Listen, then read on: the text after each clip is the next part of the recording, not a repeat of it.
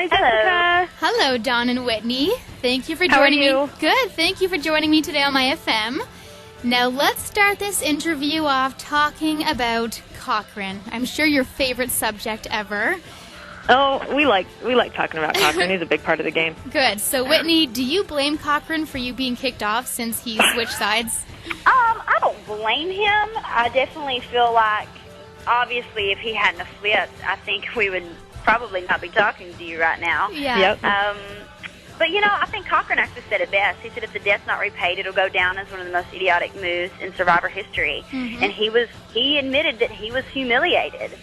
So I definitely feel kind of sorry for him that he was gullible enough to believe Coach's BS. Yeah, no So I kidding. definitely feel like my game suffered because of his decision. But you know what? There are things I should have done to get him out before he had the chance to make that decision. So, Dawn, do you feel like Cochran made a smart move by flipping at the merge? No, and I didn't feel it then. I mean, I had so many discussions with him about, it's not a genuine offer. It's not legitimate. This is all about just getting the numbers, and they're going to dump you. And so I feel, it's frustrating because you have to put your trust in other people. I feel like I tried to be persuasive and let Cochran know that I really cared about him and that, in my view, I wanted his game to go further just like I wanted mine to, and that I felt like he was throwing it away. But it was just a difference of opinion at the end of the day. And I think part of his motivation comes from what happens at the end of the Jack and Jill challenge, how that weight really falls square, the loss falls on him. And his error there. And so I think once he comes back to the camp after that challenge and he's told, we think you should go to redemption, he's so devastated. I don't know that he recovers from that. Even though he ends up not going and Ozzy steps in his place, which he never really focuses on. Even though that happens, Cochran's devastated. Right. And I think the decision in his mind is made at that point that he's going to flip and that perhaps Coach will watch over him better than he feels Ozzy has. So ironically, Ozzy risks his own game for Cochran. And did Coach risk his game so far? No, not at all. Coach hasn't done anything for Cochran. Coach used Cochran, basically. Pretty much. He filled him with some great words. I mean, they mean nothing. He's a smooth talker. Exactly. So it's obvious the coach, I guess, is what you want to call the leader. I don't really want to call him that, but that's what he's known for. So do either of you think he will actually win the game? I think he's got a good chance of winning the game. I mean, as I watch it as, a fan, you could plead the case that look where he is on day one. You think it's going to be mutiny over there and he's going home. So the fact that he pulls that around and that day one alliance of 5 people and they're still bonded at this point, it's killing me. So I think he could plead a case. So, Whitney, what do you think? I mean, the only thing that he's great at the social manipulation aspect. He is not good at the actual challenges. That's why I was glad to have Ozzy on our team because at least he was helpful. Coach, I feel like he was just a leader and kind of telling everybody what to do. And, I just don't think he actually did anything at camp either. Yeah. So Why did they need him? Exactly. Who knows? They should have gotten rid of him, quite honestly. Yeah. It would have been in a much different place if they would have, that's for sure. You're exactly right, yeah. So now I have to say, most of the tribal council meetings, they were pretty intense. Like, they were kind of hard to watch.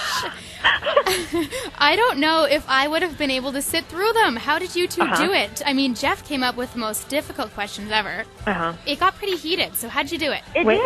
Well, Don and I both just had emotional moments at tribal. Just very, very emotional. And they both involve Brandon. Yeah. What do you know? Brandon was like a different person at tribal. He was. You would be around Brandon all day, and it'd be cool, and he'd be talking about food, and then he would go nutso at tribal and just come out with some crazy stuff. Like, who is this person? Oh my goodness! You often wonder where he comes up with some of the things that come out of his mouth. So I guess I want to do wrong. I want to do wrong. It's like, I don't want to know that. Yeah. I don't need to know your inner thoughts. Oh, I know. I guess it was easier to sit through the tribal council meetings once you were on the jury side of things. Oh, thank goodness that they film us, because there are some classic moments. Oh, I can only imagine. Finally we get to represent what everybody at home is thinking and saying, you know. Yeah, for sure. We get a few eye rolls here, a few, smiles there. When Cochran gets voted off, I look like the happiest person in the world.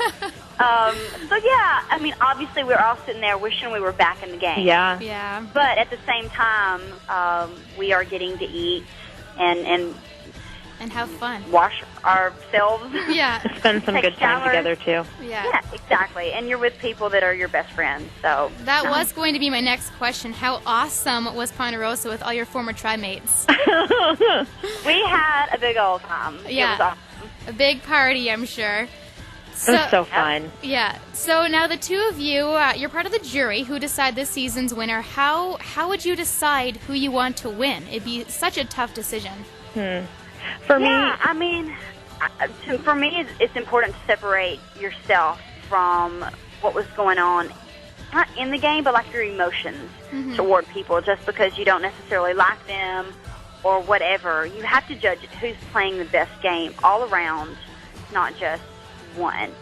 So I think it's important to step back and try to judge it from a non-emotional place. Yeah, makes sense. Now, and Dawn, what do you think?